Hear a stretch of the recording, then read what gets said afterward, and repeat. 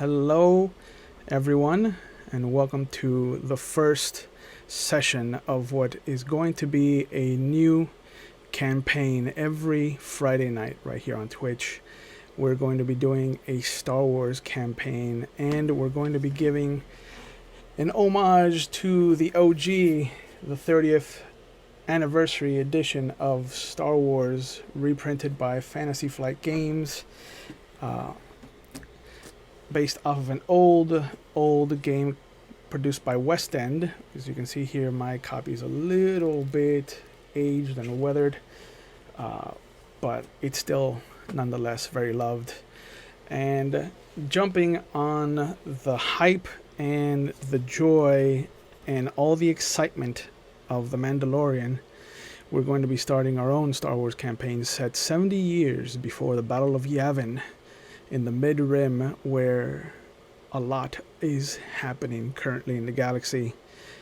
But my first guest and my first player at the table is a gentleman of some renown, a connoisseur of fine wines and of great shows and movies in general, though the last one is a bit of a stretch because he does love some garbage. He is one of the voices on Mount Geekmore. He is half of the pair on Crit or Die, which is one of my favorite gaming shows, and it has nothing to do with the fact that I've been on it. He is one of the newest members who is going to join the family of Bruncheons and Dragons, which you can see right there beneath my title. And he is going to start a new podcast called Learning Blank. Expletive, obviously, is going to be shit. But it's Learning Blank with Jeff and Missy, which I cannot wait to see. Jeff, welcome to Star Wars Out in the Dark. I feel like I should just end it now because that intro, it's not going to get better than that. You don't think we can go higher? Man, I don't know, bro, because that was wonderful. Thank you for having me. I really appreciate the invitation. Yeah. I'm very much looking forward to this. I have a history with the old book that you held up there. I've held that book many a time. Yeah. In the time that I've known you. The Millennium Falcon is coming home to just. I cannot wait to crack this open. In context of our game, tell us a little bit without giving too much away. Give us a little taste of what Silas is as far as the galaxy is concerned, and what he hopes to accomplish moving forward. Well, I didn't know what that pause was. I had a brain fart. So my character is Silas WInchester. He is kind of a drifter. He is he's a fan of guns, but he's a man with a purpose. He has a mission. I'm not going to really reveal that not at this moment. Yes. But he has an ultimate goal, which in his mind is noble, and it's his driving purpose. He doesn't necessarily run in the most nice and genuine of circles. He does like to dabble, crossing that line between good and bad. A lot of times he's more on that bad side, but as you will find, as long as there's loyalty, he'll have your back to the end. I like it. I like him already. And he has an ascot. He has an ascot. Rarely seen in the galaxy of Star Wars. So I'm glad that we can be the first to bring the ascot forward as far as a fashion statement. I'm here to be the pioneer, sir. That's why you have me on the first episode. Pioneering. We're pioneering, blazing new ground, new stars. And much like Silas, I am enjoying out of my Spaceballs glass. Of course, he would have a Spaceballs glass. So, the game takes place 70 years before the Battle of Yavin. We're going to be dealing with some mid-rim politics, but before we get there, let's go back a couple of years just to see what led Cyrus into this whole machinations of what is happening in the Chommel system. You're going to be saying Cyrus a bunch by accident, aren't you? No, Because you no. just said Cyrus. Did I say Cyrus? Yeah. I apologize. Silas. I don't know where I got Cyrus from. Cyrus Grissom, maybe? Maybe. Since you talk Maybe. about movies, Con Air. Why'd you have to touch the bunny? Still my favorite line from that movie. Nothing Oh, I else. love it. Nothing else I remembered. John Cusack was in that, wasn't he? He was the Marshal. He was Marshal Larkin. Okay. I still remember that. Okay. I have vague memories of My who's in that.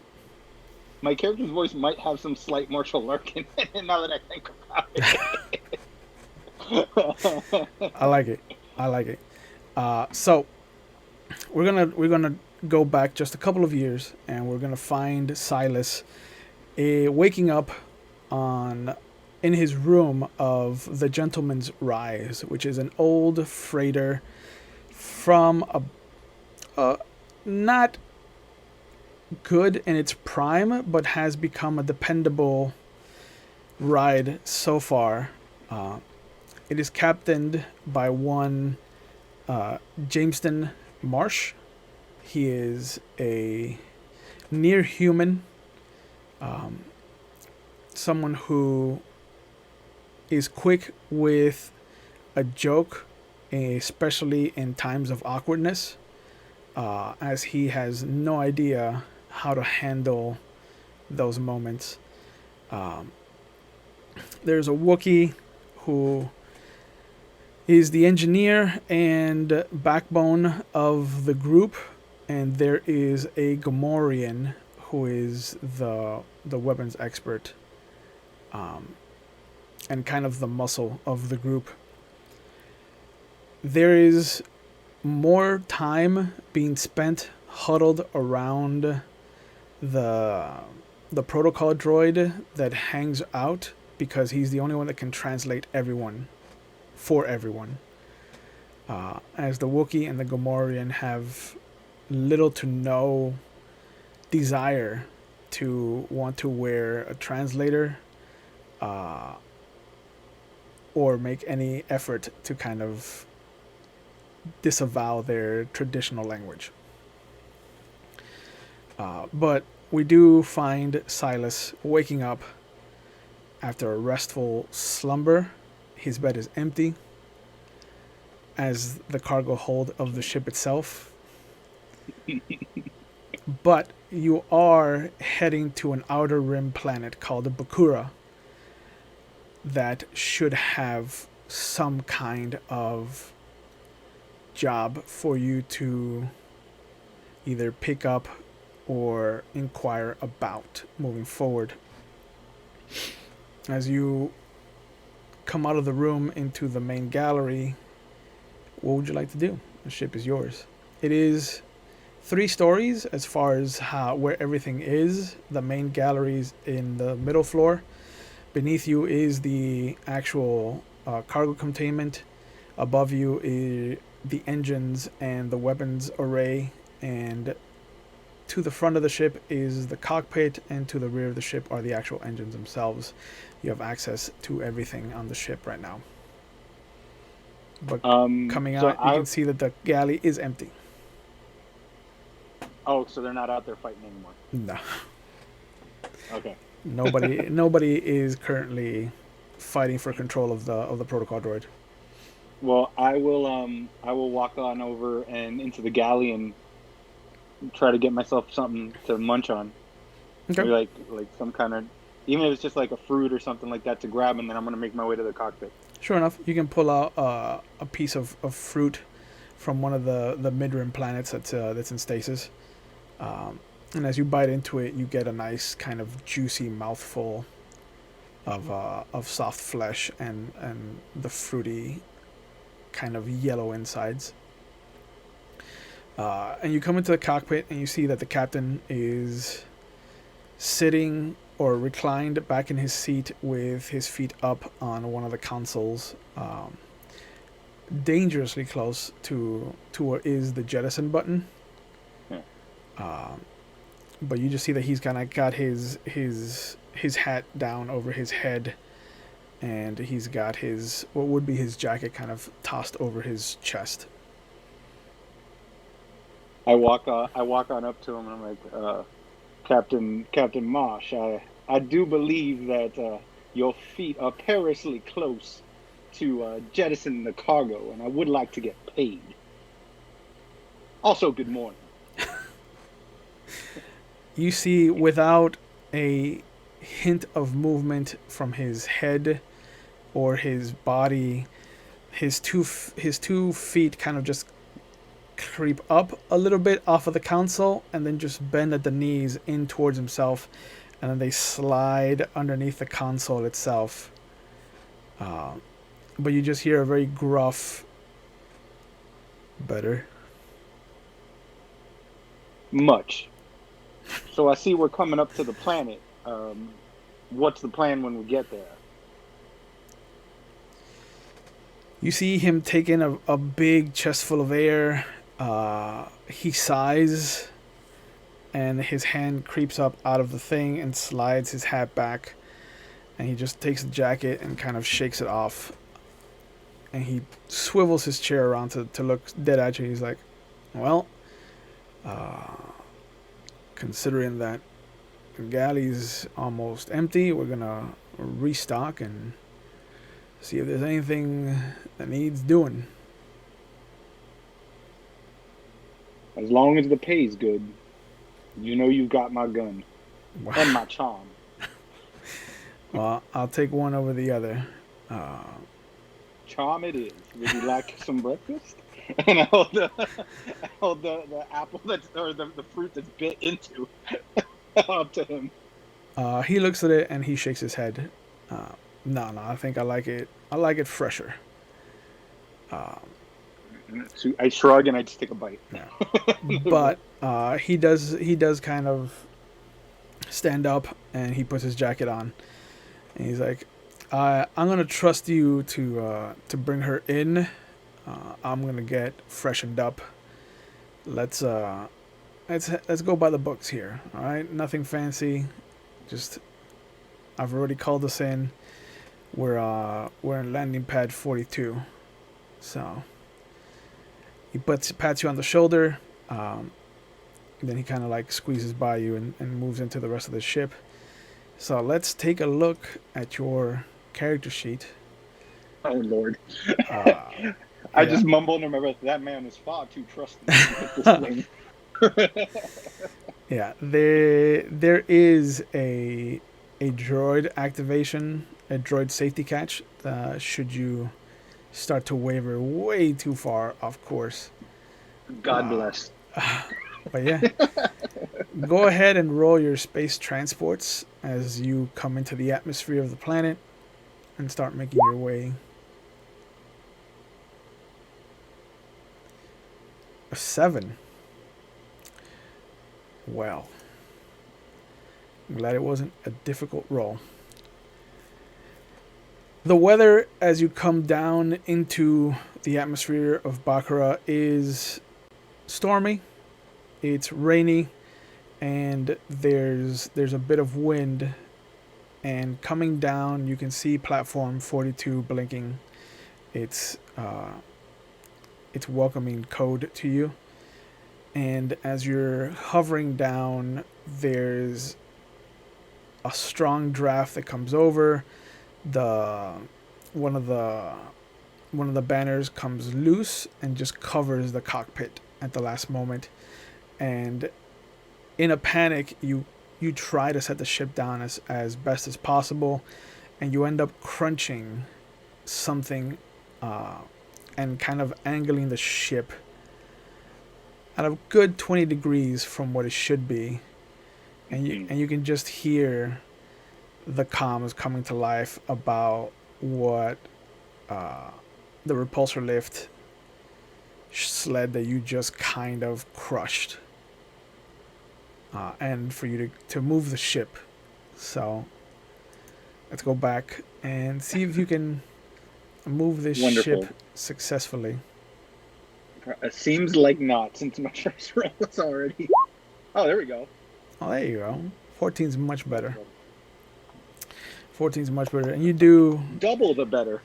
yeah, so much better. But you do kind of do a little 360 to kind of shake the tarp off of you, and it does swoop off. And you can see that there was what looks to be a heavily cargoed repulsor lift that has just seen its boxes crushed underneath the weight of one of your landing legs. But you do come off to the side and you bring the ship down. Um, the captain comes in.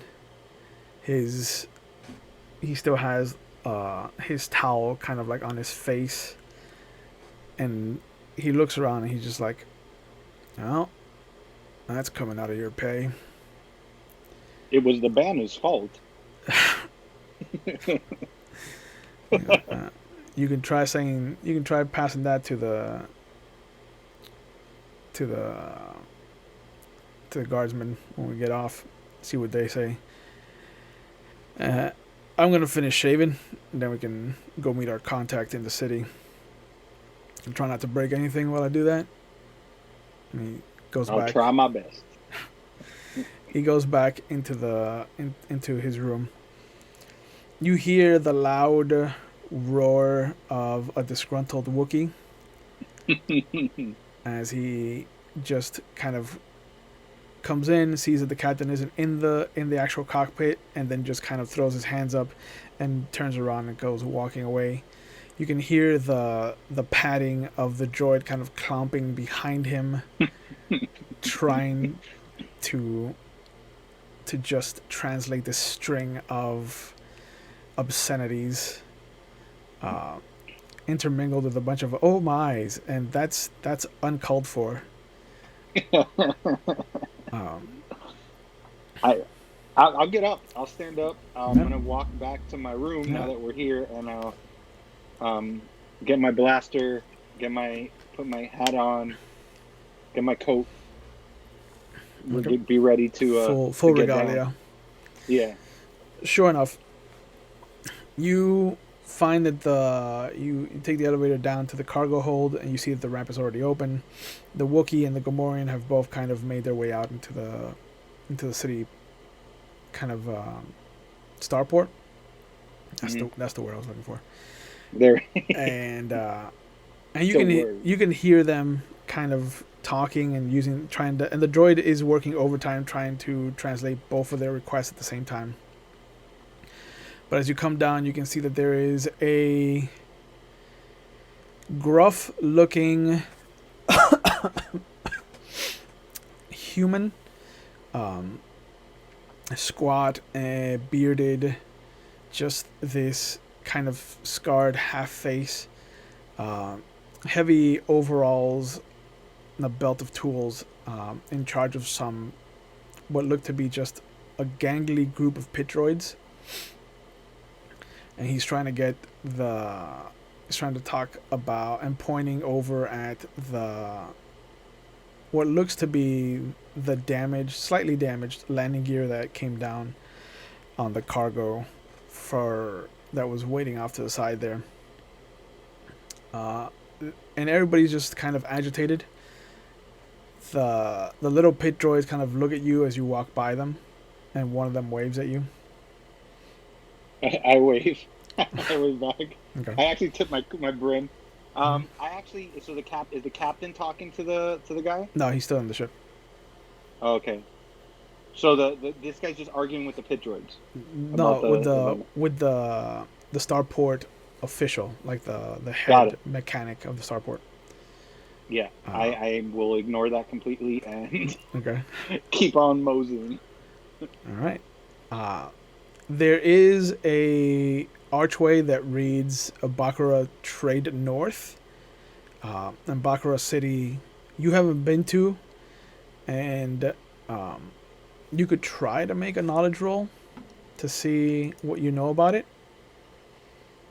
or you could Okay. just go in blind, whatever you'd like. Let's make a roll. Oh no. Okay. Oh no. Okay. So Yeah, I don't know nothing about so nothing. the little red box means that you rolled a 1 on your wild die. Yeah. So you kind of try to remember what you might have heard from the captain about Baccarat and the system, and you don't know why, but there's like a sudden nightmare feeling that kind of crosses your spine, and there's this thought of uh, kind of flesh eating aboriginal kind of people who live on Baccarat. Hmm. Uh, and so Um. as you're about to make your way out the threshold, you kind of like stop and look Mhm. back at the Wookiee and the Gamorrean, and it's kind of like, I'll wait for them. Yeah. As I was gonna tell you, as soon as you say that, I just freeze and be like, "That's right. We have a contact to meet here. I will. I will wait." I will wait. Actually, hey, you know what I'm gonna do? Mm, Because I don't want to lose pay. I'm gonna go over to the guy that's arguing, yeah. and I'm gonna go up to him like, "Gentlemen, gentlemen, gentlemen, what droids made the mistake of leaving that right in the center of the landing pad? The And our ship could have been damaged severely."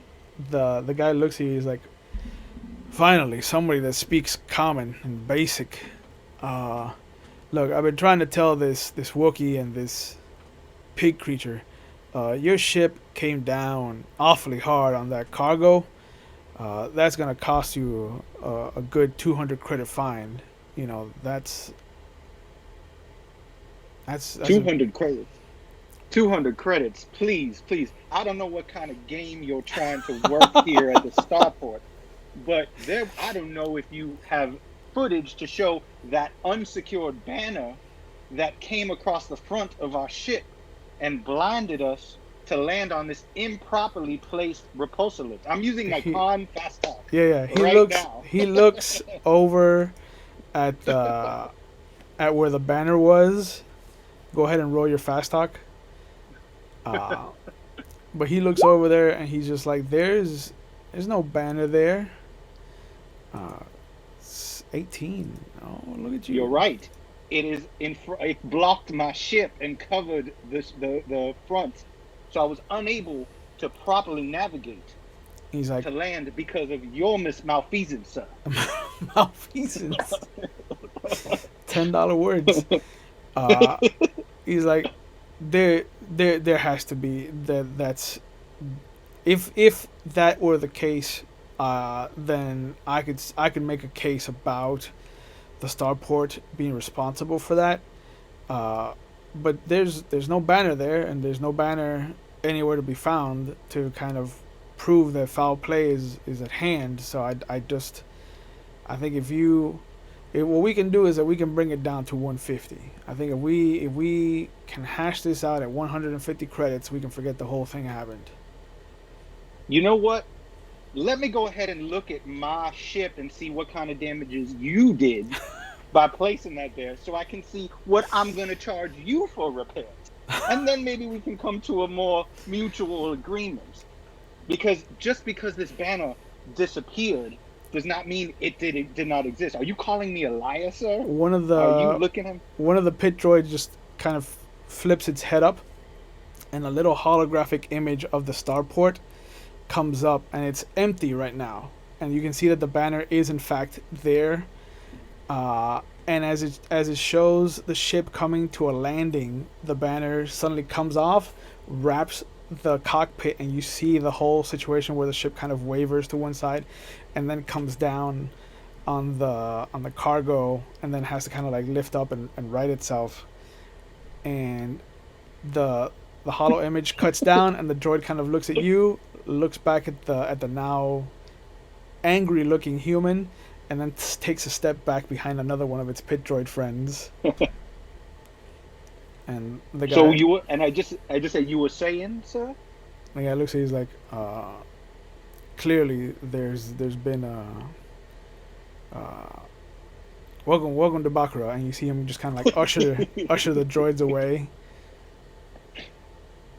Uh, And I look at the Gamorrean and the Wookiee, and I go, and that, my friends, is how it's done. And I look at the little pit droid and I give him a thumbs up. yeah, you see that he turns around to look at you, and he gives you a thumbs up right as the guy kicks him into the group of other pit droids. Just kind of spits on the ground, and then starts to usher them to start fixing the damaged cargo. Um, is there a way to differentiate that pit droid? Yeah, yeah. He now has a dent in the side of his head Perfect. from where the Okay, boot came in contact with him. I'll be back. The North remembers. The North remembers. The North remembers, sir. You have sullied the name of my tiny friend there. But you see the captain come down, and he is dressed to the nines. Like he's got his good shirt, he's got his fancy vest, he's got his slicked pants and his long coat, and it looks like he's not carrying his blaster. Uh, And I'm like, sir, but the cannibals. he looks over. He looks over. He's like, that's for Cuba. We're in Baccarat. You've got the planets mixed up. You passed my test. Congratulations. And I tell him, oh, and by the way, there will be nothing coming out of my part of the job because the spaceport realized the error in their ways in placing that at the incorrect location. So they're not charging us anything. Oh, I guess you were born with a silver spoon in your mouth. Hmm. At least a silver tongue. He turns over to the Wookiee and the Gamorrean, and he's like, "You two, try not to get into any trouble, and if anything, just stay on the fucking ship. There's no need for all four of us to go start trouble when we don't need to." They immediately start to kind of open their mouths to object, and he snaps his fingers at them, like just kind of like an angry parent at a child, like at a tantrum throwing child. He just snaps his fingers, and they both kind of like they're both insulted by the gesture, but they also kind of realize that he's the one making the jobs possible, so they both go over and kind of sit by the ramp. I tell the captain, I'm like, you are one of the only people I know in this galaxy that can do that to a Wookiee and still have their fingers. He's like, yeah. Rary knows that I don't mean it personally. So she'll get over it. The one I'm worried about is Pinky. That motherfucker is just ornery. Oh, But sure enough, you guys you cross the threshold and go into the city, and you see that there is like a little rickshaw, but instead of wheels, it has like a little hover pad underneath, like a little repulsor lift. And he tosses the guy like a little credit coin, and he's like, "Come on, we're gonna be going further north as far as you can go." And the rickshaw driver kind of nods and starts. Once you get on, he starts making his way. And sure enough, after a bit, he gets to what is the gate to the city, and the wilderness that lies beyond, which is terrestrial. Baccarat is a green kind of terrestrial planet, very much like Earth. There's a lot of forests, and a good majority of them have been deforested to create these amazing tall cities that sit on the water's edge. Baccarat itself overlooks this beautiful lake. But to the north is the green forest and the mountains beyond. And as you get to the gate, he gets off of the rickshaw and he kind of moseys over. And you can see that there's city guards, one on each side of the gate. And as you come over, one of them approaches. takes off its helmet, and you can see that there's a human-looking female,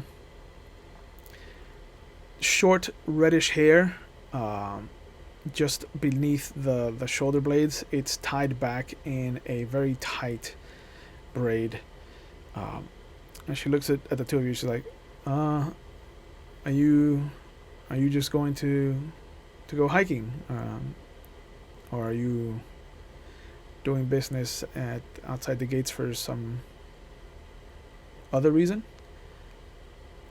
And he looks at her. He's like, I'll have you know that my business is my own, and it is of the utmost care." She looks at him, she looks at you, and she's like, "The owl hoots at midnight," and he says, "but the squirrel hunts by day." And you see she nods, and she kind of motions to the other guy, and the other guard kind of nods as well. She puts on her helmet, and she's like, "He's waiting. Be careful." And she goes back to her post. You walk. I give her a wink as I walk by. Uh, you're not sure if she saw it or not, because the guard visor kind of comes down below the nose, but just above the mouth. And she didn't give any visible smirk or otherwise to denote that she saw it. But as you make your way into the forest itself, you walk for a bit, and after a while you come to a clearing where you can see there's a small kind of shuttle. It's maybe 20 feet long at its longest, and just like 15 feet wide. It looks like maybe a 4-person shuttle at most, tightly packed. Okay. But you see that there are two people. There's a human, older looking, maybe in his 50s. He's got this wild white and very kind of like few black strands that are fighting for their last hope. But it's mostly gray and white hair, this well-kept beard that's juxtaposed by the wild mane of hair above it, these wild Scottish attack eyebrows above its eyes of piercing kind of gray. Also squat and wide human. He's standing next to what looks to be a humanoid of some kind. You can't tell through the armor that he's wearing. It's very shiny. But he does have like the 2 arms, the 2 legs, kind of dressed for combat. But he only has a blaster pistol kind of hanging down around the same height as yours. And his arms are crossed in front of him. But the older gentleman laughs as he looks down at his watch, and he's like, "Punctual as ever. That's what I like about you, Marsh. You got ideals. They're hard to come by these days." He nods, and he motions over to you. He's like, This is Winchester, Silas WInchester, my first mate. He's gonna be overseeing the job at hand, so I hope it's okay that I brought him along." And they just scrape my hat like I do the one in the armor just has not moved, but the older gentleman just kind of like slaps his belly in amusement, and he's like, good, we need some young blood around here. I assume that he's been in the game for a bit. You've been in the game for a bit, haven't you, boy? I was born into it, sir.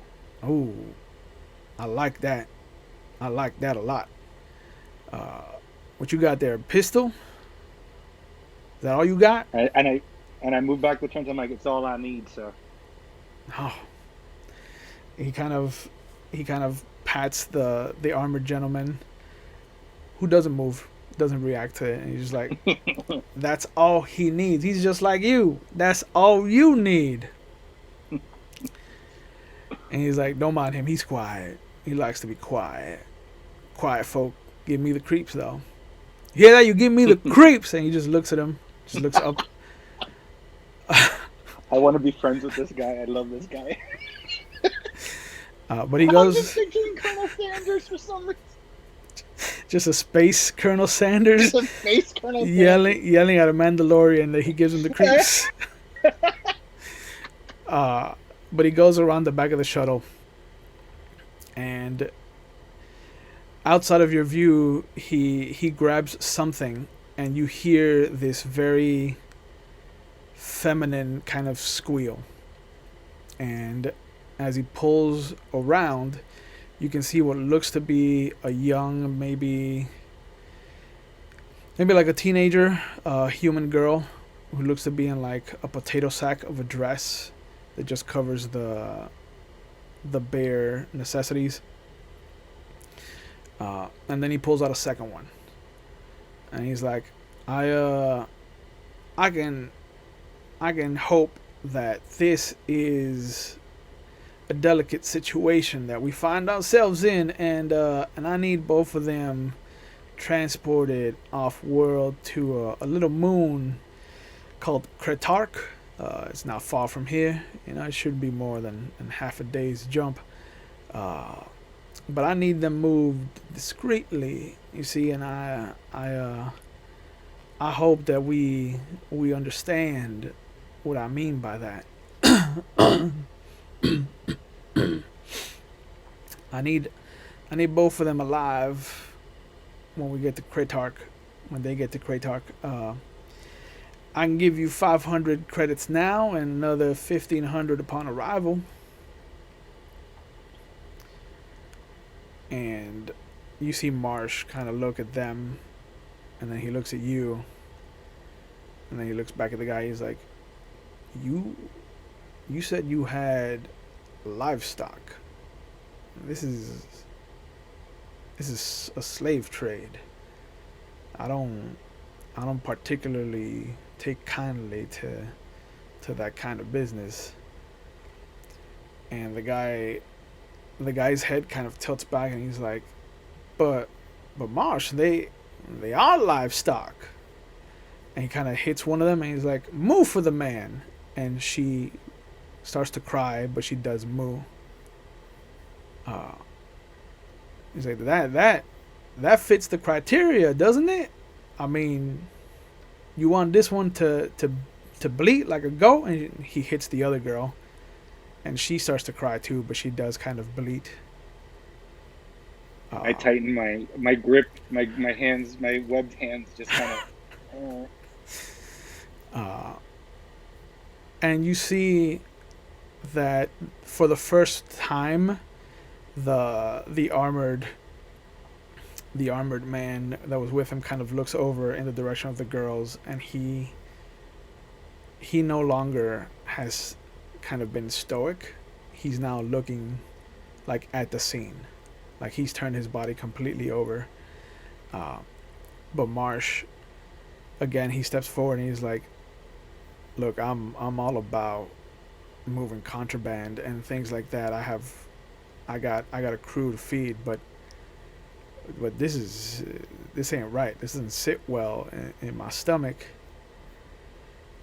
And you see the older gentleman just kind of laugh.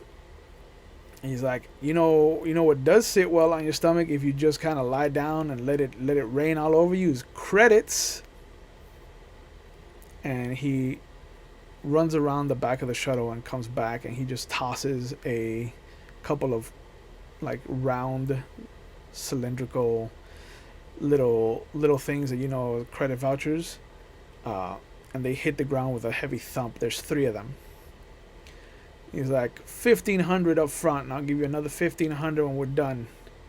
And then you can wash your hands clean of the situation and just go back to living your life.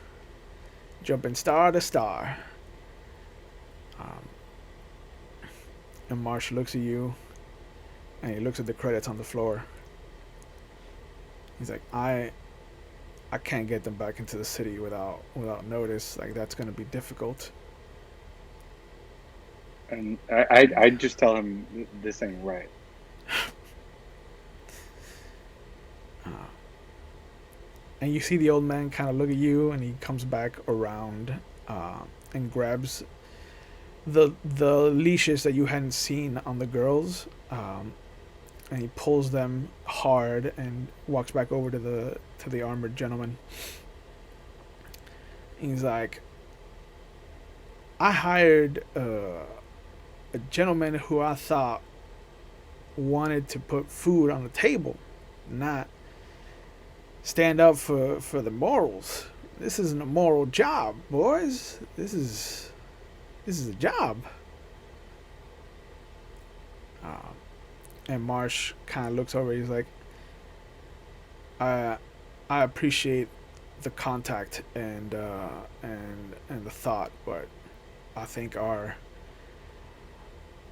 go between kind of miscommunicated what we were about and what you were about, and I'm not about this. And at that point, you see the old man kind of reach out his hands like to hug, like to ask for a hug, and you see these two little blasters, kind of come out of his sleeves, and he's like, "Well, we got us an issue here, don't we?" And he's got like one blaster train on each of you. I just kind of tilt my head up just so that the crest of the eyes is just under the brim, No. and I'm like, now why'd you have to go and do something silly like that? And I'm like, I'm sure these girls don't really appreciate that. Why would you do this in front of those ladies? And I that's just and as I say that, I draw the gun and I point it at him. Okay. As you draw, you see the armored guy draw his as well, and he's got it pointed at Marsh. And Marsh has his hands up, and he's like, not gentlemen. I would like you to understand that there's no bad blood here. We didn't see anything, right, Silas?" Like, I haven't seen a damn thing. So, I'm gonna not see you put those guns away, and you're gonna not see us walk back into the city and go about our business. And that's gonna be good enough for everybody here. And you see the old man just kind of like shake his head. He's like, "Now I need these girls moved by a certain timetable. And if that's not going to happen, then I'm going to have to take it out on somebody now, aren't I?" And you see him cock back both guns. I just say, I look at the girls and I go, I'm sure you don't like being in those leashes. The way I see it, it's 4-on-2 right now. I go, because I'm pretty sure those nice girls do not. And I fire the blaster at his head. All right, let's roll. Wait? Let me ask you a question. How close is Marsh to me? Marsh is maybe like 5 feet away from you. Oh no, remember? Because I was gonna try to push him and shoot, Okay. so that he would get out of the blast of this guy. Yeah, no. Okay. So go ahead and roll your attack with the blaster. So you go down to your weapons, like we discussed. Yeah. And you can just, because I'm specialized in it. Yep, and you can just hit the attack. Yeah. Oh, do the attack instead of the roll? Yeah. Okay. It has the die set up for you and everything. Oh.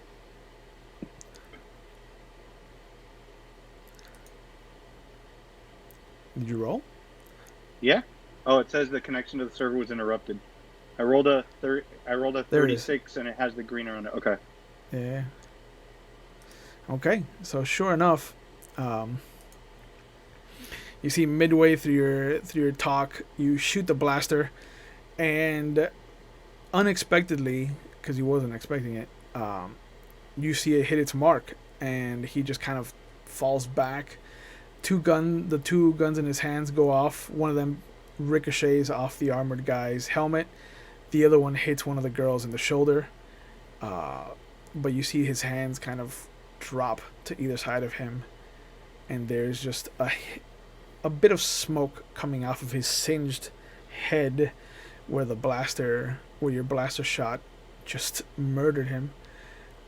the The guy in the armor holds up his left hand, like fingers outstretched, and slowly puts the gun back in its holster. And he just kind of does that and gets into the shuttle and takes off. I didn't aim it at him because when he looked back, I was like, he does not like this either, and I did him a favor. And I walk up to I holster my gun. Yeah. I walk past Marsh and I'm like, you're welcome. Plenty of credits now. And I walk over to the girl and I try to start doing first aid on her shoulder, checking her shoulder and stuff like that.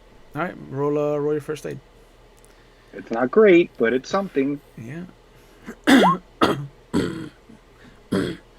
mean, you can tell she's shot. So there's a wound there. There's a wound there. But you notice that it isn't a blaster. It's actually a slug, and it's gone clean through. So there's no chance of it getting infected or anything.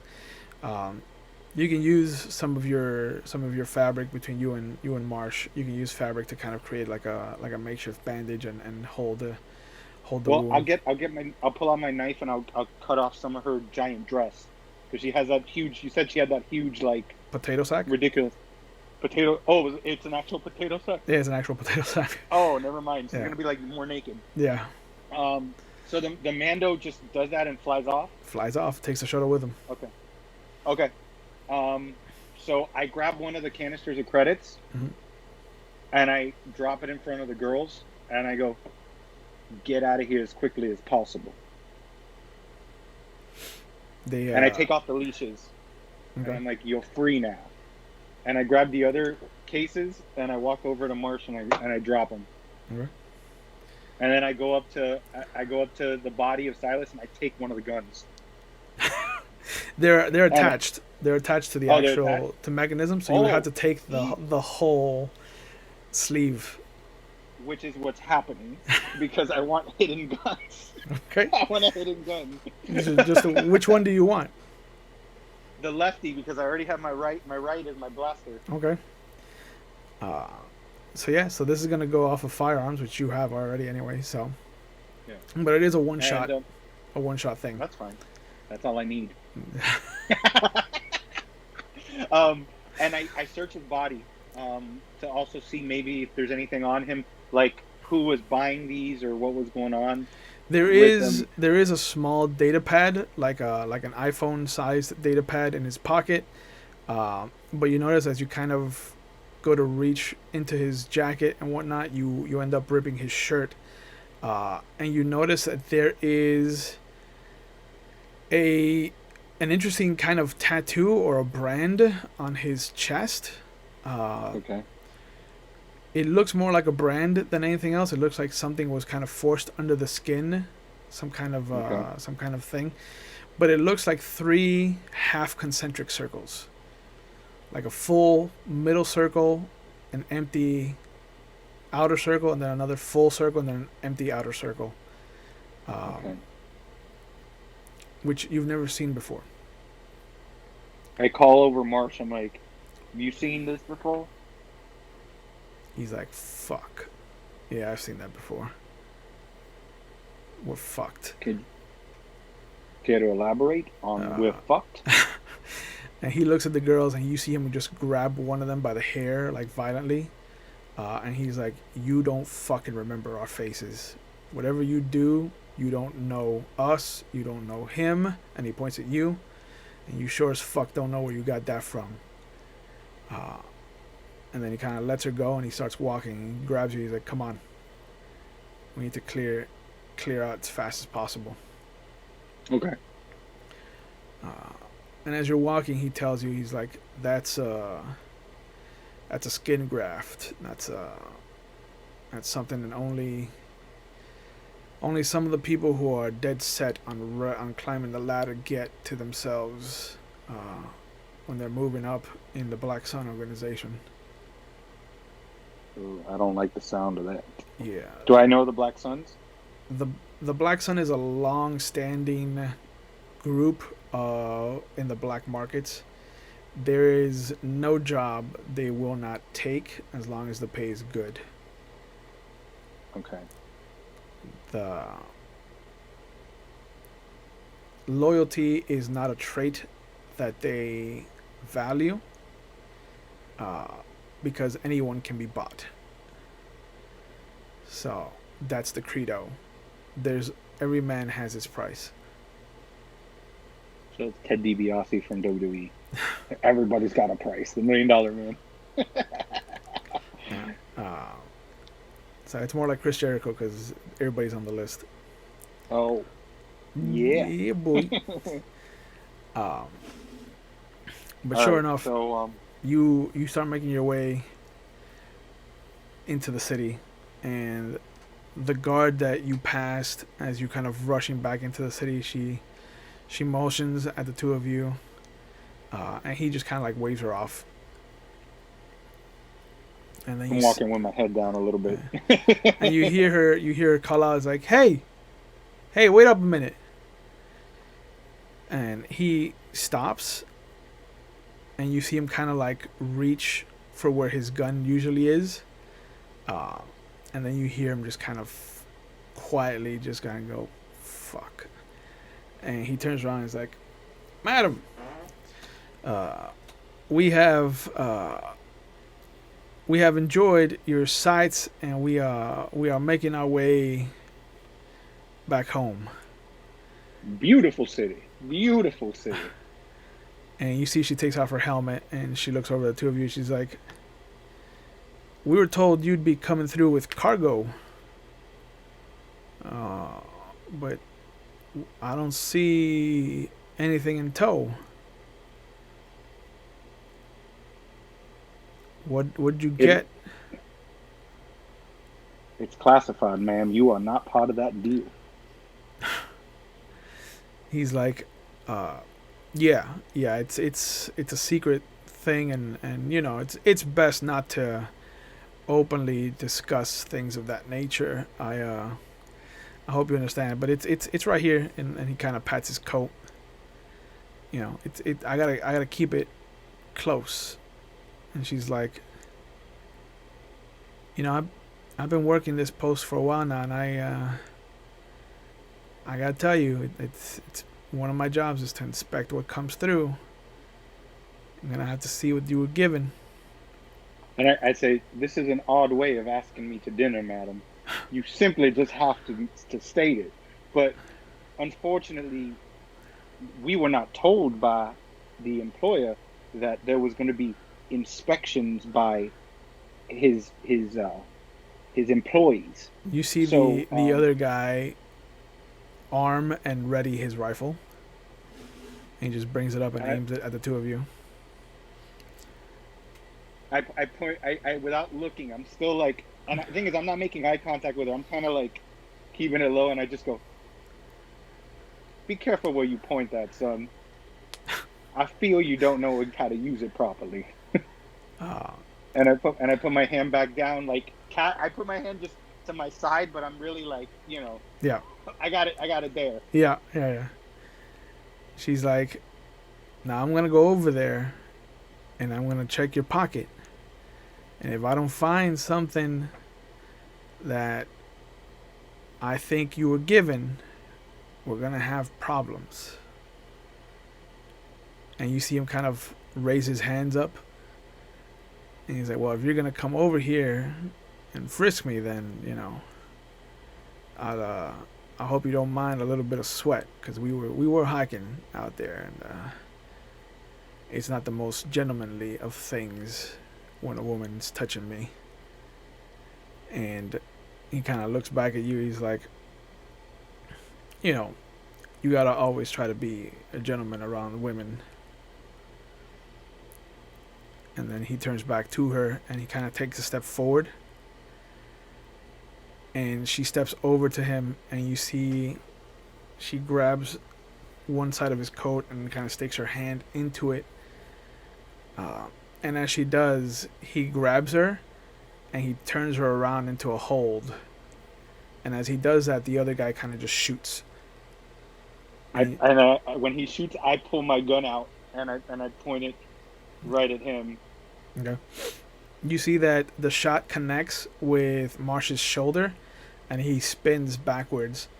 And the girl kind of uses that momentum to throw his hand off of her, and she kind of rolls underneath it. And as she does, she brings up her rifle. And you see as she starts to train it on you, there's a gunshot. And you see that Marsh had his own kind of little surprise. Yeah, he did. That's my captain. And you see just this kind of rupture of red wash all over her face, half of her face, as the bullet kind of comes up under her arm and through the top of her shoulder blade and just kind of splashes her left side in just her blood. And she starts, her gun collapses to the ground and she falls with it, just screaming out in pain. The other guy takes another shot. I shoot. I shoot. Okay. I shoot him. Go ahead and roll. I shoot him. Roll your I was your waiting attack. for you to finish discussing what was happening to her, but the moment that I hear him shoot, I shoot. Okay. So he goes ahead and shoots his shot. Okay. Sure enough. You see him shoot. The blast flies by you low, and then your shot just hits him right in the neck where the armor kind of separates between the actual breastplate and the helmet. And you see him kind of hit the pillar of the arch and slide down, the gun kind of resting on his lap. And as you look back, you see that she's still kind of like yelling about her wound, even though that she's now collapsing and losing a shit ton of blood. You notice that the second shot this guy took was never intended for you, and you can see that Marsh is kind of splayed out. The shot hitting him right where the sternum kind of ends and the stomach starts. All right, I start walking over to Marsh. Yeah. And as I walk over, you just see that in his right hand he has the kind of credit vouchers that you took from the old man, and it's just like as his hand opens up, they kind of roll out and roll in your direction. So as I walk towards him, yeah, and I walk past her, I just shoot her. Like I don't even look at her. Like I just shoot her. Yeah.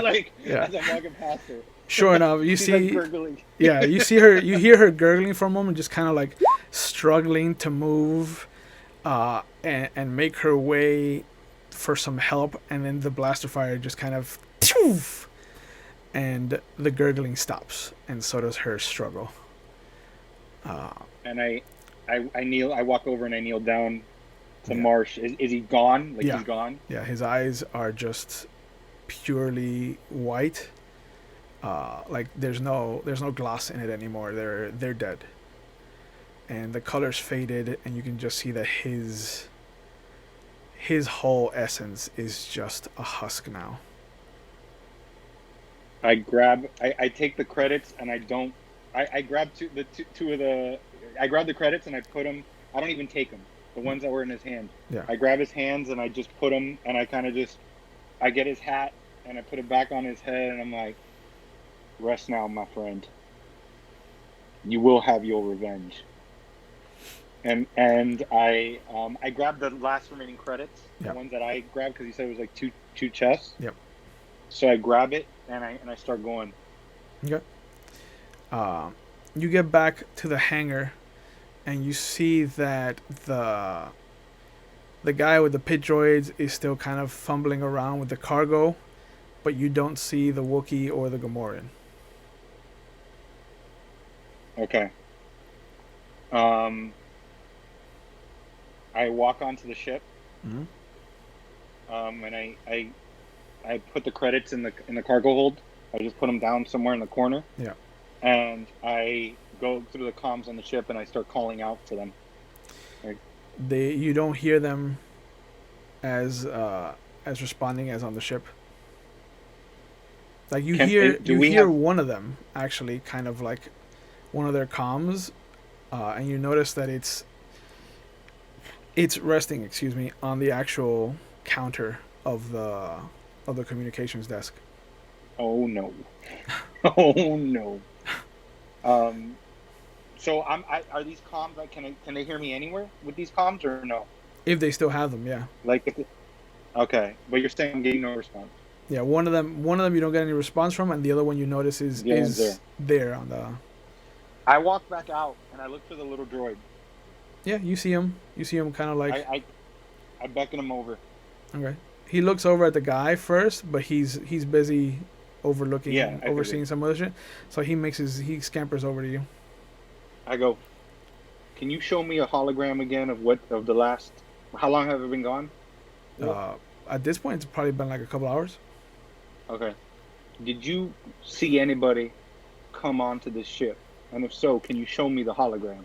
He looks back at the guy, and then he looks back at you, and you see his head kind of tilt up, and there's a hologram of what looks to be the shipyard from his perspective, and you can see the Wookiee and the Gamorrean kind of talking, and then you see what looks to be a cloaked figure approach the Wookiee.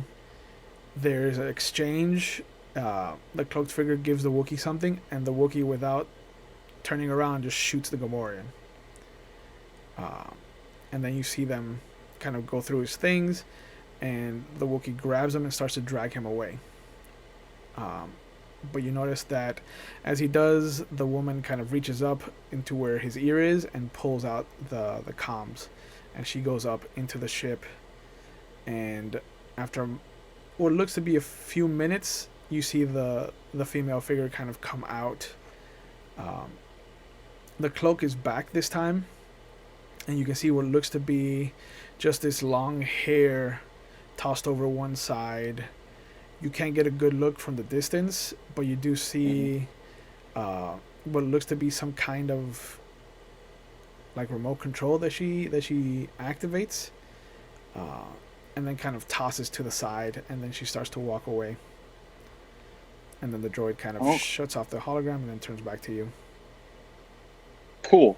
So there's a bomb on that ship. I'm not going on that ship. I guess those credits that I had there might be because how are the credits? The credits come in what, like data pads, or they're either data cylinders or they're coins, and each coin has a value. So you have what looks to be maybe like $1 sized coin, but about like that thick. Okay. And that's how many credits? That's 500 credits. You have 2 of those. Oh, so okay, so then I thought it was a big box, so I would take those coins and I'll pocket those coins. Okay. Those ones that I have left. Okay. But I tell the little droid, you may want to clear this out, and I start walking away I move away from the ship. I'm like, yeah, the droid walks with you. Yeah, and I'm like, it's not safe here, little one. Say, are you tired of being stuck with this abusive gentleman over here? You see, he looks over at him, and then he looks over at you, and then he kind of nods. Well, would you like to come with me? He excitedly nods. Well, let's go then. And I just start walking. And I walk towards the direction of where I saw the cloaked figure going. Okay.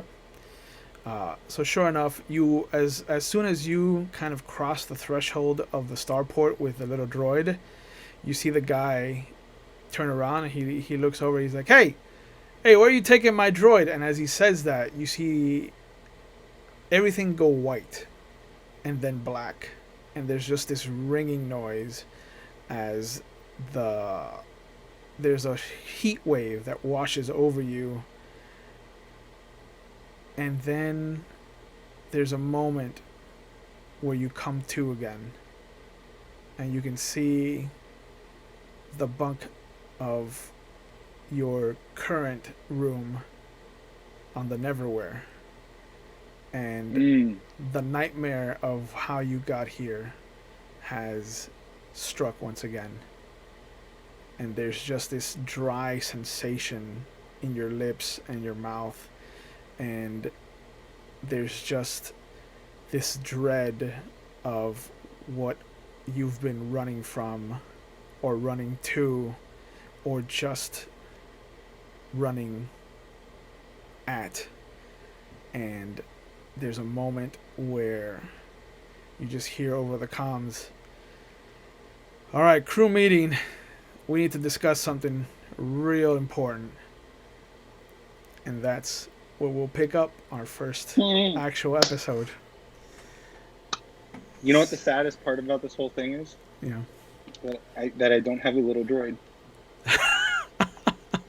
I was so excited to have a tiny little droid, like this girl in The Mandalorian. Like she had all her little. I was gonna give you the little droid too, and then it exploded. Mm-hmm. But I'd like to thank everyone for watching, and I hope that everyone is excited to see what the rest of the crew looks like, because I know I am. And I hope you guys are as excited about The Mandalorian as I am, and the future of Star Wars as a whole, because our story is only getting started, and it's going to get a whole lot more interesting.